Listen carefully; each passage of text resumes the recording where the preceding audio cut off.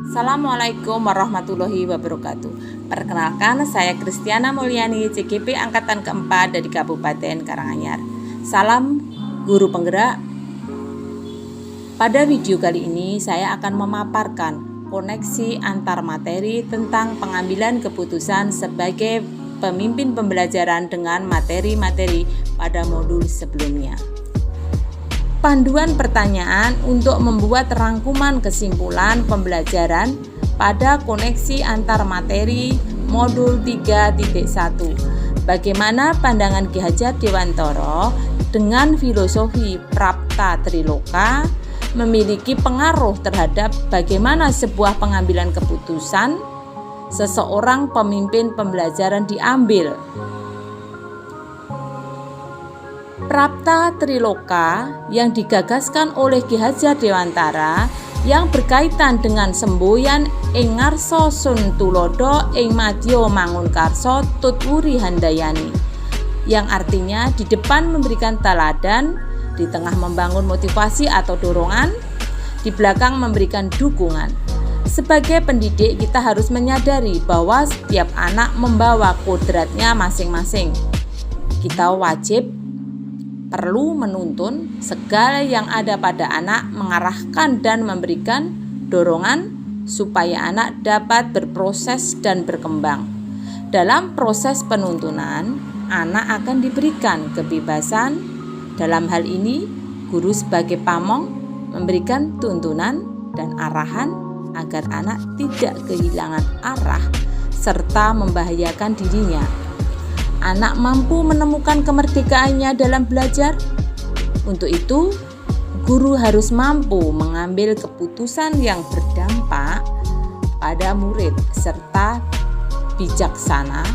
Berdasarkan hal tersebut, guru sebagai pemimpin pembelajaran sudah sepantasnya menerapkan 4 paradigma pengambilan keputusan, 3 prinsip penyelesaian dilema etika, dan 9 langkah pengambilan keputusan.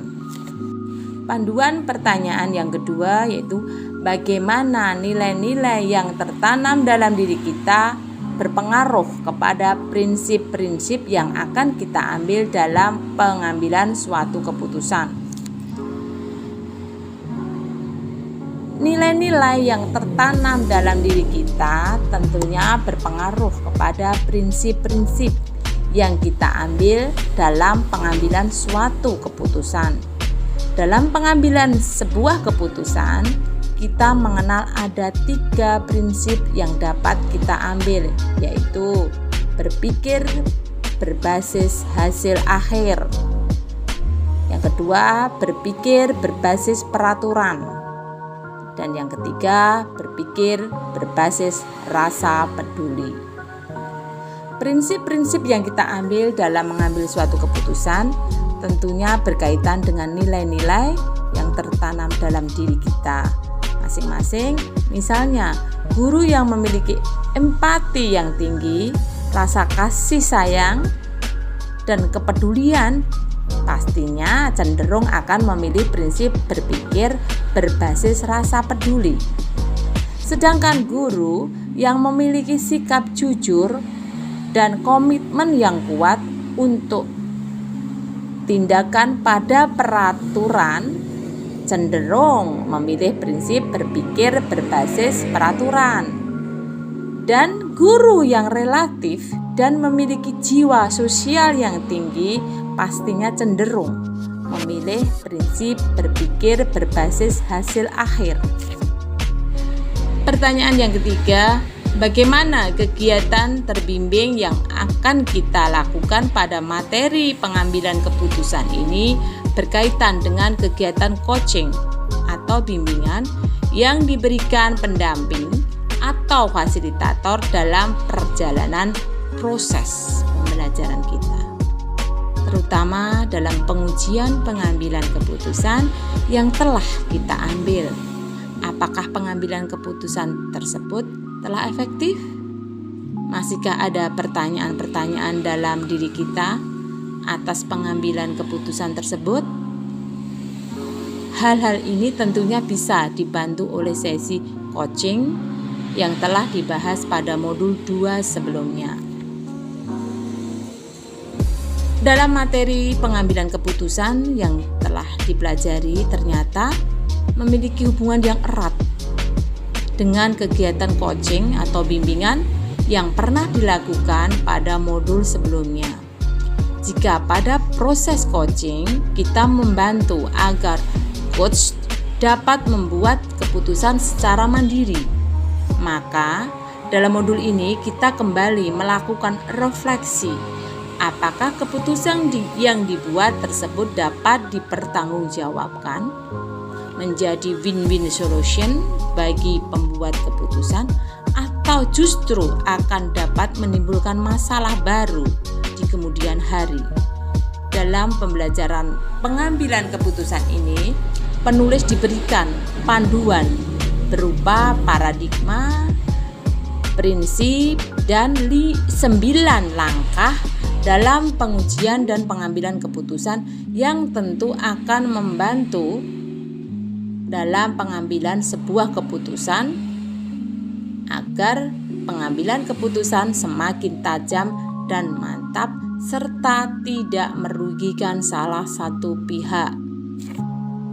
Pertanyaan yang keempat, bagaimana kemampuan guru dalam mengelola dan menyadari aspek sosial emosionalnya akan berpengaruh terhadap pengambilan sebuah keputusan. Sebagai seorang guru, kita harus mampu menjembatani perbedaan minat dan gaya belajar masing-masing murid di dalam kelas. Sehingga dalam proses pembelajaran, murid mendapatkan pembelajaran yang menyenangkan, aman, dan sesuai profil belajar mereka masing-masing. Untuk itu, diperlukan pengambilan keputusan yang tepat agar seluruh kepentingan murid, kebutuhan murid dapat terakomodir dengan baik. Kompetensi sosial dan emosional diperlukan agar guru dapat fokus memberikan pelajaran dan dapat mengambil keputusan dengan tepat dan bijak, sehingga dapat terwujud merdeka belajar di kelas maupun di lingkungan sekolah. Pertanyaan yang kelima, bagaimana pembahasan studi kasus yang fokus pada masalah moral atau etika kembali kepada nilai-nilai yang dianut seorang pendidik? Seorang pendidik ketika dihadapkan dengan sebuah kasus-kasus yang fokus terhadap masalah moral dan etika, baik secara sadar atau tidak terpengaruh oleh nilai-nilai yang dianut, nilai-nilai yang dianutnya akan mempengaruhi dirinya dalam pengambilan sebuah keputusan. Jika nilai-nilai yang dianut positif, maka keputusan yang diambil akan tepat, benar, dan dapat dipertanggungjawabkan. Demikian pula sebaliknya, jika nilai-nilai yang dianut tidak sesuai dengan kaidah moral, agama yang berlaku saat itu, maka keputusan yang diambilnya lebih cenderung hanya benar secara pribadi dan tidak sesuai harapan banyak pihak. Kita tahu bahwa nilai-nilai yang dianut oleh guru penggerak adalah reflektif, mandiri, inovatif, kolaboratif, dan berpihak pada murid. Nilai-nilai tersebut akan mendorong guru menentukan keputusan terhadap masalah moral dan etika secara tepat, benar, meminimalisir kemungkinan kesalahan dalam pengambilan sebuah keputusan yang dapat merugikan orang lain, khususnya peserta didik kita. Pertanyaan yang ke-6, bagaimana pengambilan keputusan yang tepat? Tentunya berdampak pada terciptanya lingkungan yang positif, kondusif, aman, dan nyaman.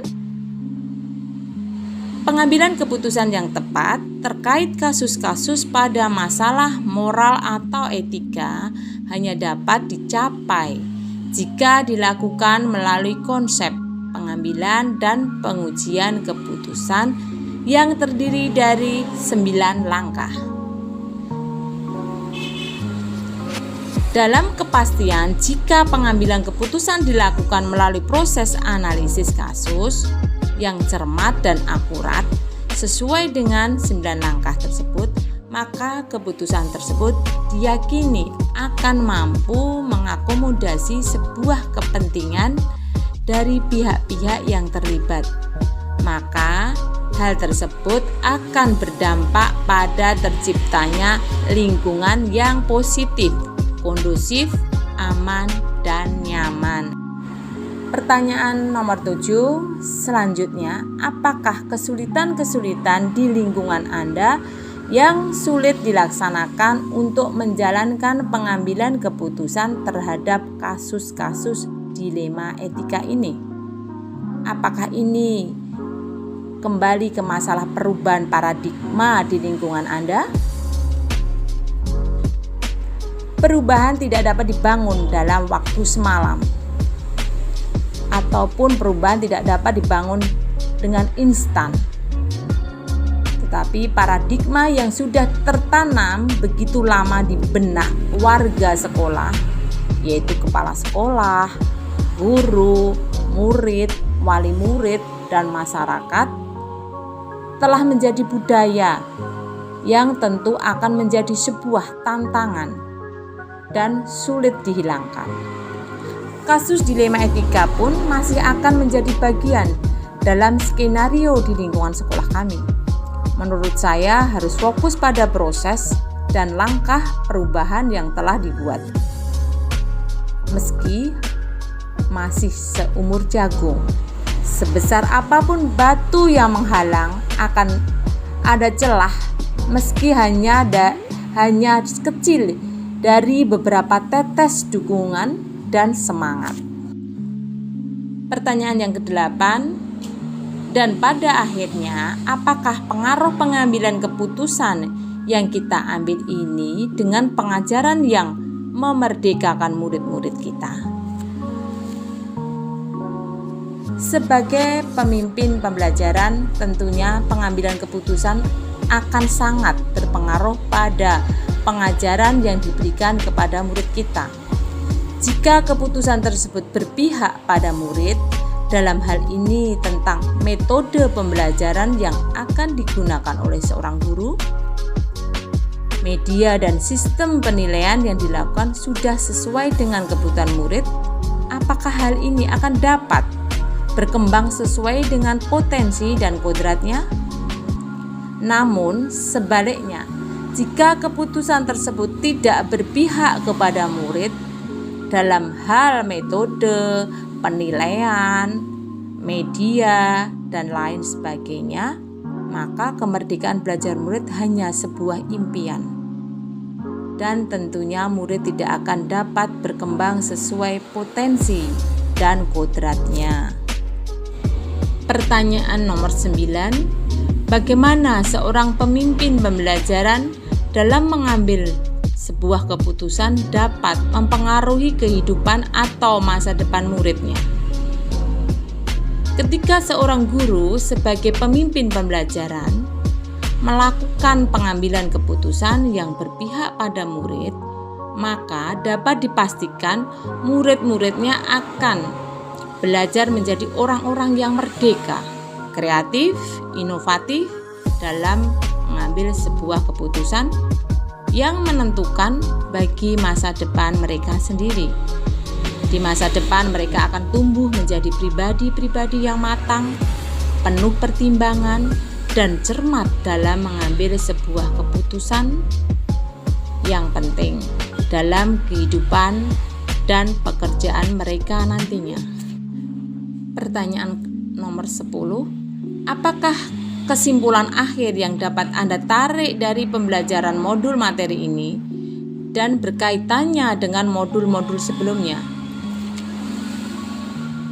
Pengambilan keputusan adalah suatu kompetensi atau skill yang harus dimiliki oleh seorang guru. dan harus berlandaskan kepada filosofi Ki Hajar Dewantara yang dikaitkan sebagai pemimpin pembelajaran. Perubahan harus berdasarkan pada nilai-nilai positif dan menggunakan alur bagja yang akan mengantarkan pada lingkungan yang positif, kondusif, aman, dan nyaman. Dalam pengambilan keputusan, seorang guru harus memiliki kesadaran penuh atau mindfulness untuk menghantarkan murid-muridnya menuju profil pelajar Pancasila. Dalam perjalanannya menuju profil pelajar Pancasila, ada banyak dilema, etika, dan bujuk moral, sehingga diperlukan panduan 9 langkah pengambilan dan pengujian keputusan untuk memutuskan dan memecahkan suatu masalah agar keputusan tersebut berpihak kepada murid dan terwujudnya merdeka belajar. Demikian koneksi antar materi yang dapat saya sampaikan. Ada kurang dan lebihnya kami mohon maaf. Terima kasih. Salam merdeka belajar. Guru bergerak, Indonesia maju.